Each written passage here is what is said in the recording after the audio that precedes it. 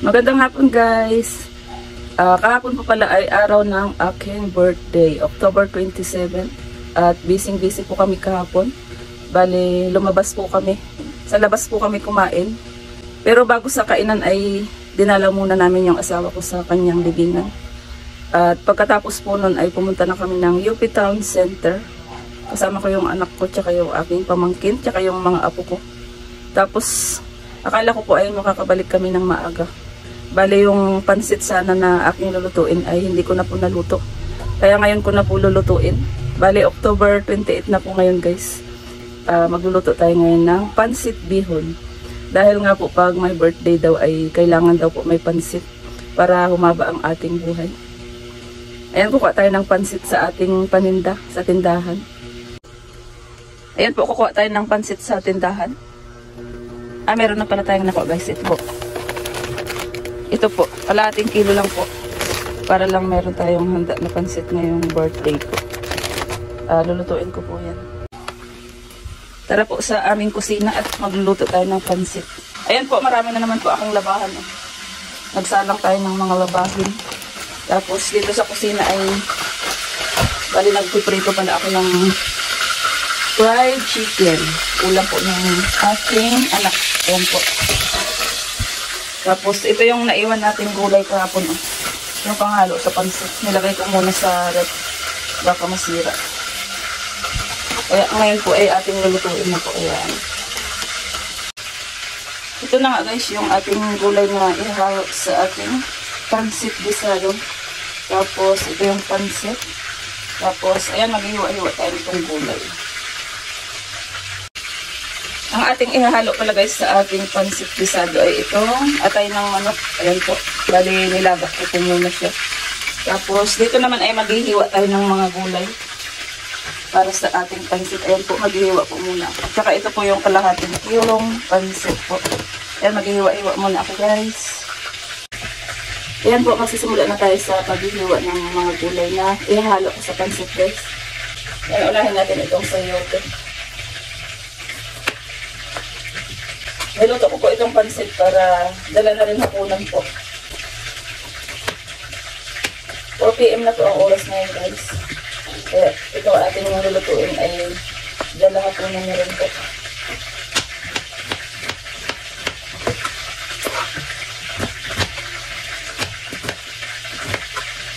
Pinangako ko po kasi ito kahapon na magluluto ako ng pansit. Sayang naman yung mga gulay kung hindi natin maluluto yung pansit. Diba nga po, may kasabihan daw na pag birthday daw ay kailangan daw po may pansit para pampahaba daw po ng buhay.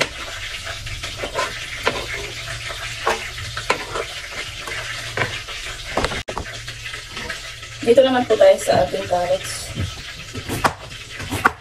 Kalahating kilo lang po yung lulutuin. Kaya mayroon lang handa na pansit po.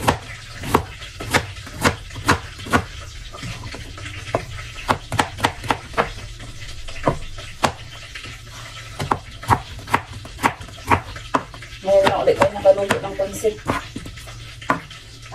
Ang masipag po magluto ng pansit dito sa amin guys, si Correct. Yung mama ni Habibi. Kaya lang wala po sila dito mo itong na probinsya. Kaya ayan. Si Malin ay all around sa kanyang bahay. Tagalinis ng bahay, tagaluto, tagapakain ng mga alaga. Bali yung dalawang kasama ko ay naka-steady lang po sa tindahan. Bali ako po yung nakatutok sa kusina. Tagaluto ng aming pagkain. At yun nga po, tagalinis ng bahay. Ayan po ang ating carrots. Ayan, meron tayong bell pepper. At yung aming pansit ay talagang hinaluan po namin ito kasi masarap po ang lasa niya. Ayan, meron tayong bell pepper. Masarap haluan guys ng bell pepper ang pansit. Masarap po ang lasa.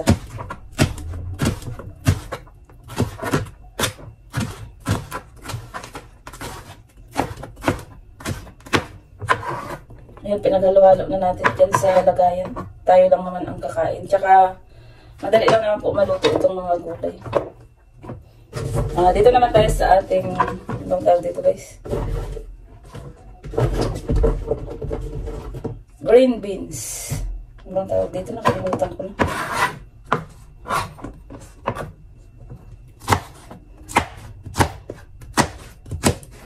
Hindi ko matanda yung pangalan nito. Iba na talaga yung tumatanda guys. Iba na pag 40 na. Nakakalimot na. Ang tawag dito. Hindi talaga maalala guys.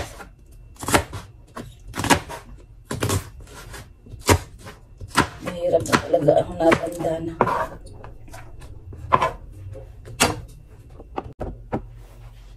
Dito naman tayo guys sa ating repolyo. Ito na yung pinakahuling ihalo natin na gulay.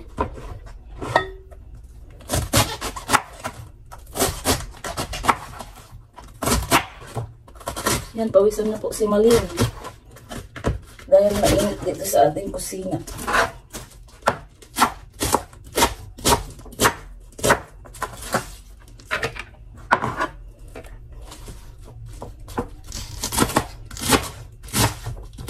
Sarap nito guys, madaming gulay yung ating pansit. Mamaya mamimigay na lang po ako ng pansit sa kapatid ko. Kina-Chiska. Bibigyan natin sila ng pansit. Dahil hindi naman namin po ito mauubos. Dahil sila yung malapit-lapit dito sa akin guys. Sila yung ating bibigyan. Ito ay aming hapunan na rin guys dahil hapon na nga po ngayon. Kaya ito na yung ating panghapunan. Pag sila ay ginutom yung ating mga tindero, magbukas na lang sila ng mga dilata dyan guys. Ayan, ito na po yung ating repolyo. Tsaka ito po yung iba nating gulay guys. Oh. Para makasimula na po ako sa aking lulutuin na pansit. Ayan po, nakaredy na yung ating bawang at sibuyas. Dito naman ay huhugasan natin itong ating mga gulay. Ayan po, huhugasan ko na po yung ating mga gulay na ihahalo sa ating pansit. Unahin natin itong guys, repolyo.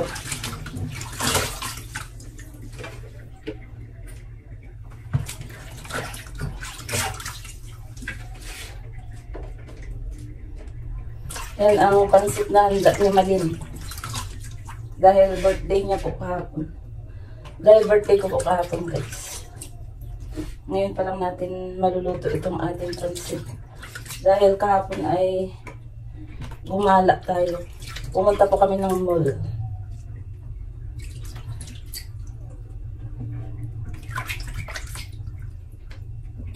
Tapos, ito naman yung ating huhugasan guys. Oh.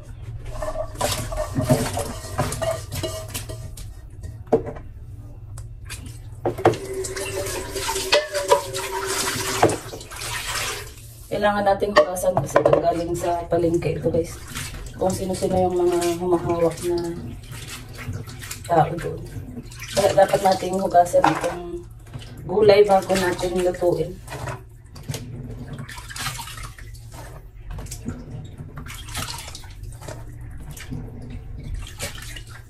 Sa paghuhugas po pala ng gulay ay bali 2 beses ko po siyang hinuhugasan.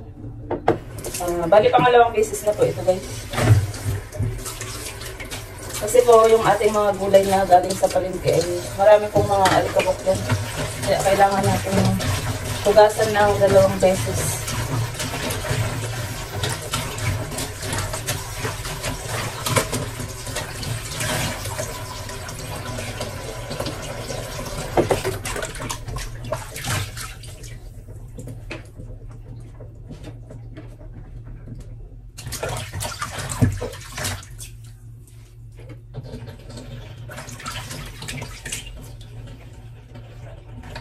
Ayan po, dito sa bahay ngayon guys ay wala po akong kasama, wala akong kahalili. Solo ko lang po ang mga gawaing bahay. Tsaka sa aming pagluluto. Basta yung 2 ko pong kasama na tindero ay Naka-steady lang po yun sa tindahan. Bali yung kanilang pagkain ay ako na rin po ang nagluluto. Stay in po kasi sila dito guys. Sa paghuhugas naman ng plato ay kanya-kanya po kami hugas.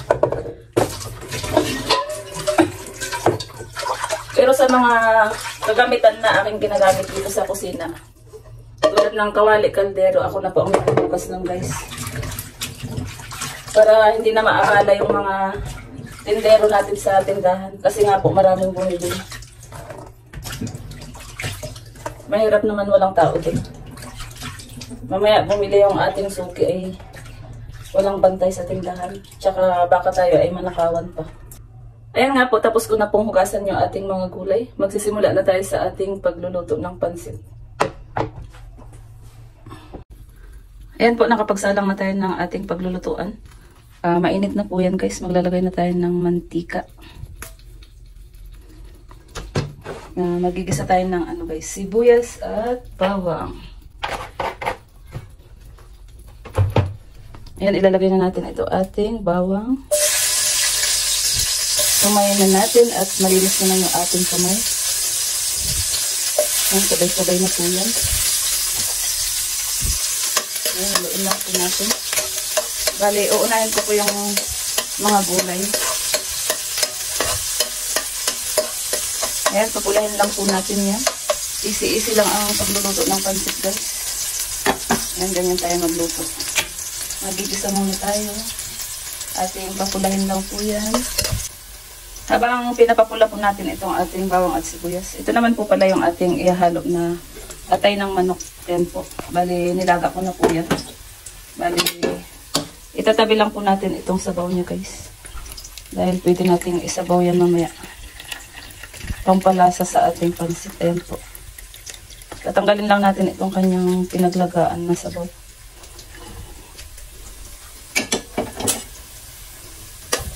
Ayan po, okay na yung ating bawang at sibuyas. Sabi, ilalagay na natin itong ihalo natin sa pansit na atay balunan ng manok. Ayan po.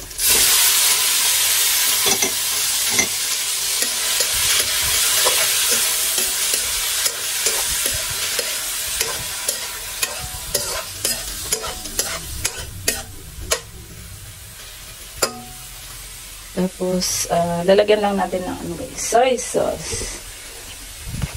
Hindi mawawala itong ating soy sauce. Ayan, lalagyan natin ng soy sauce. Tapos, ating haluin lang po yan. Lakasan natin yung apoy natin, guys.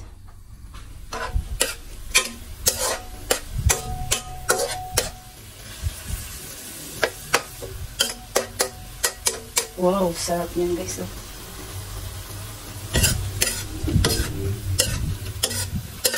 Sa atay pa lang ay ulam na. Sarap yan guys.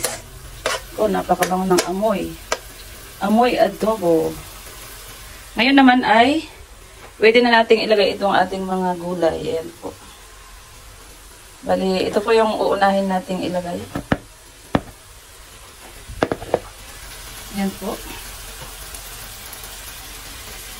Ayan po, haluin po muna natin bago natin ilagay yung ating gulay.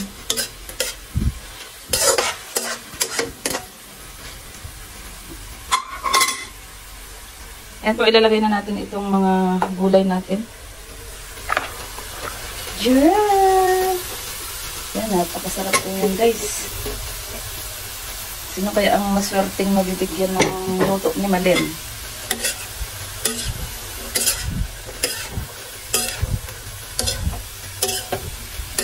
Ayan. Ayan po, nagkakamera na, nagluluto pa.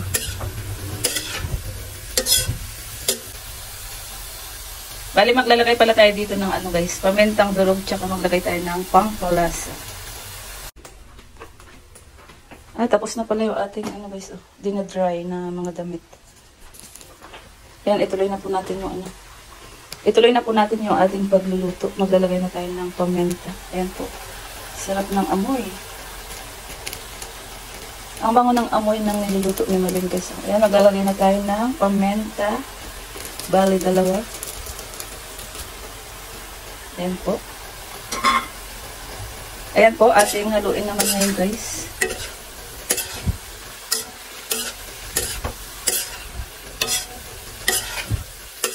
Sarap.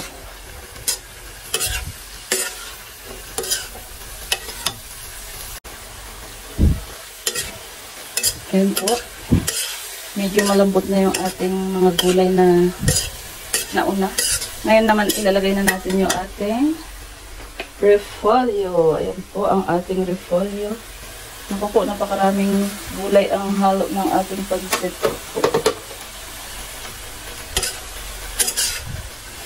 Sarap. Sasabay na rin po natin yung ating pampalasa. Ayan po. Para sumarap ang ating lutuin. Ayan, bali, paluto na po ito guys. Hindi natin masyadong papalambutin para malutong po siya kainin.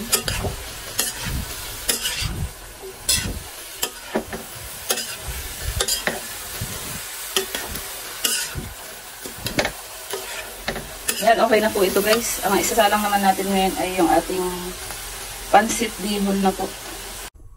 Ayan po, ito na po pala yung aking ginisang mga gulay para sa pansit. Bali, sinali natin dito sa lagayan na ito guys. Tapos ito nga po yung pinaglagaan natin ng ano, yung atay ng manok po. Tapos dito naman ay nagpapakulo na tayo ng tubig para sa ating pansit bihon. Ito naman ay ihalo na natin guys para pampalasa rin po yan. Yan, pakuluin lang po natin yan para mailagay na natin yung ating bihon. Maglalagay na rin pala tayo ng ano guys, itong ating soy sauce. Ayan, maglalagay na tayo ng soy sauce. At maglalagay pa rin tayo dito ng isa pang pampalasa. Para sumarap yan.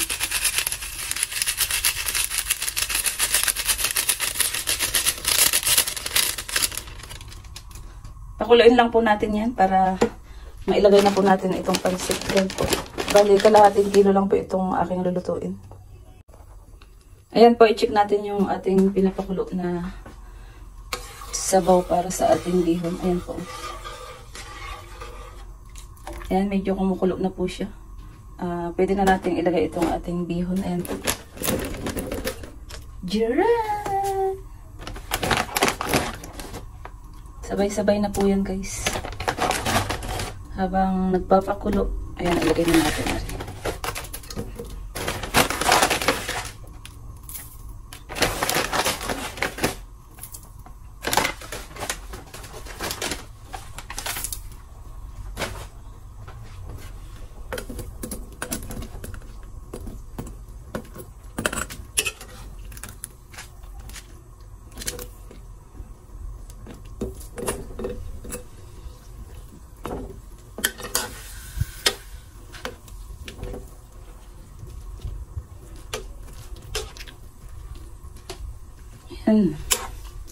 Ayan, napakadali lang naman po magluto ng pansit guys.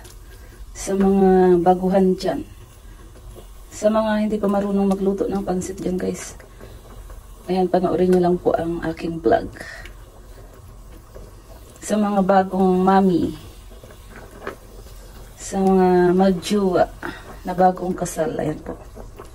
Madali lang po ang pagluluto ng pansit. Ayan po, lumalambot na po siya.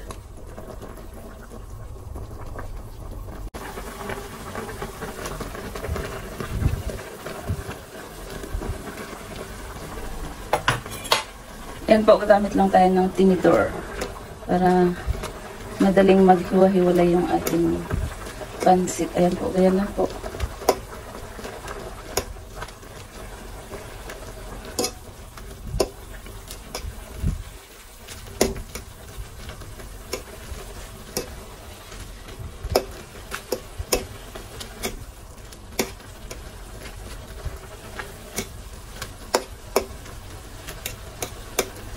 Ayan po ang ating pansit. Kalahating kilo lang po yan guys.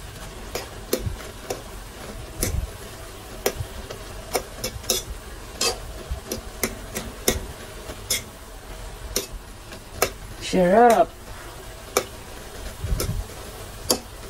Sino kaya ang ating bibigyan nito guys?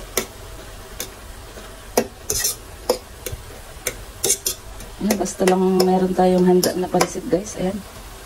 Tinira ko na ang pagluluto. Kahit medyo tinatamad na po ako kanina. Ayan, niluto ko pa rin po talaga. Ayan, hinaan lang po natin yung ating apoy.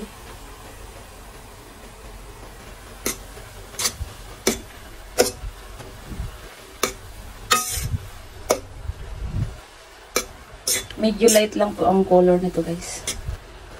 Ayaw ko yung masyadong maraming soy sauce. Kasi pumaalat na po yun. Sa atin naman ay bawal na ang maalat. Kasi nga po tumatanda na tayo. 40 na tayo. 40s. 41 na po ako guys. Kahapon, October 27.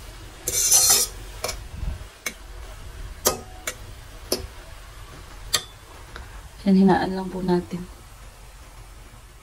Habang nakasalang po yung pansit natin, pwede na rin po natin isabay itong gulay niya guys. Yan, isasabay na po natin yan. Napakaraming gulay. Sarap.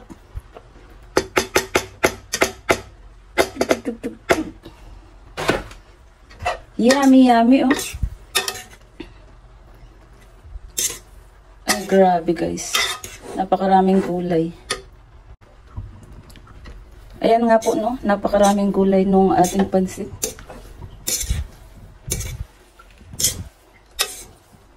Sobrang sarap ng pansit ni Malem. Ayan, kalahating kilo lang po. Napakarami na.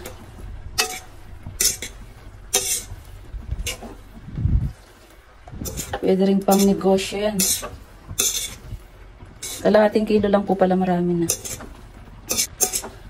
Sa mga balak mag-negosyo ng pansit, ayan, ganyan lang po. Kalahating kilo po itong niluto ko guys. Ayan.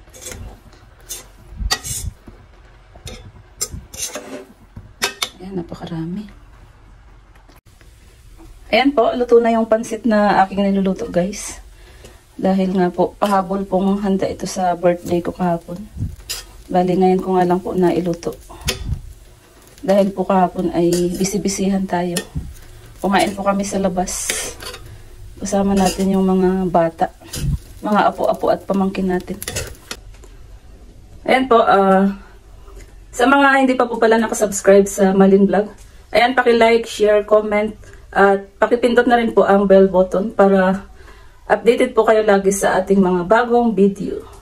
Bye! Giraffe! Tikman nga natin guys kung masarap yung aking niluto. Oh, wow, napakasarap. Tikman natin guys. Giraffe!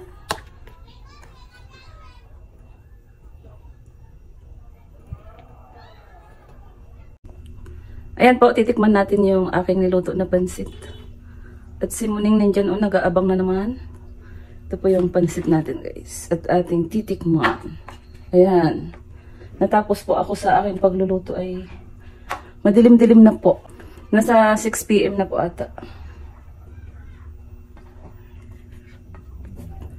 Sarap. Sarap guys, hindi siya maalat. Ayan o.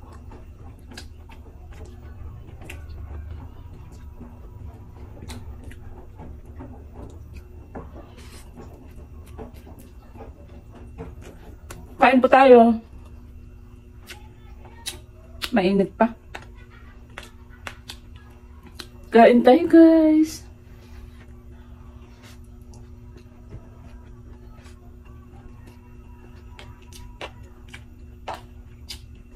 Ang sarap. Bye po ulit.